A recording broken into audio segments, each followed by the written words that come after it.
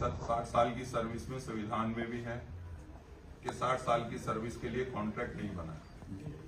तो किसी भी विभाग में अगर एमसीडी में है तो आपसे निवेदन है कि कॉन्ट्रैक्ट को बंद किया जाए। कॉन्ट्रैक्ट का सीधे सीधा मतलब है सर कि कॉन्ट्रैक्टर को अगर आप चेक देते हो तो सिर्फ कॉन्ट्रैक्टर को देते हो, चाहे वो 100 कर्मचारियों का हो चाहे 200 का हो। सर आप उसको चेक करवाइए कि 50% से ज्यादा उसकी जेब में जाता है सर पैसा। बहुत बड़ा शोषण है सर। आपके जितने ऑटो टिपर है यहाँ आए हुए हैं सर, ऑटो टिपर्स की बुरी हालत है सर। ऑटो टिपरों की हालत ये है कि 300 गाड़ियां चल रही है जिसमें गाड़ी चलती है 20, 30, 40, इससे ज्यादा गाड़ियां नहीं चलती हैं।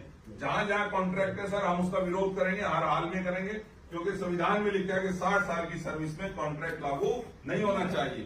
तो इसलिए आपसे निवेदन है कि आप एमसीडी में कॉन्ट्रैक्ट बेस को खत्म करके इनको पे रोल पे लिया जाए। ये 20-20, 25-25 साल से बच्चे जो हैं ये नौकरियों पे हैं, ये पे रोल पे आने चाहिए। इसके साथ साथ सर ये जो इनको जो सैलरी दी जा रही है उसमें जब कॉन्ट्रैक्टर को कमीशन दे रहे हैं तो आपसे निवेदन है कि वो सैलरी अगर इनको 16 दे रहे हैं तो उसको कम से कम एक बंदे की आपके ऊपर लेवी जो आ रही है वो 20-25 हजार रुपये आ रही होगी, तो वो सैलरी क्यों ना उन्हीं बच्चों को बढ़ा के दे दी जाए ताकि वो काम अच्छे से हो सके।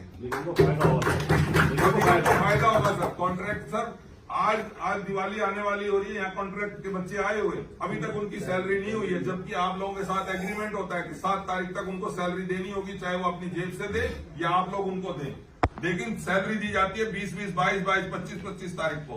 तो आपसे निवेदन है सर कॉन्ट्रैक्ट बेस खत्म करके इन बच्चों को आप अपने पेरोल पे ले, चाहे आप उनको 25 हजार अगर मिल रहे हो कॉन्ट्रैक्ट के साथ तो आप चाहे इनको और 2-3 हजार बढ़ा दे। 2-3 हजार एमसीडी का रेवेन्यू, जैसे यादव साहब ने कहा कि रेवेन्यू कम है तो इसमें आपका रेवेन्यू भी बढ़ जाएगा, सैलरी बचेगी।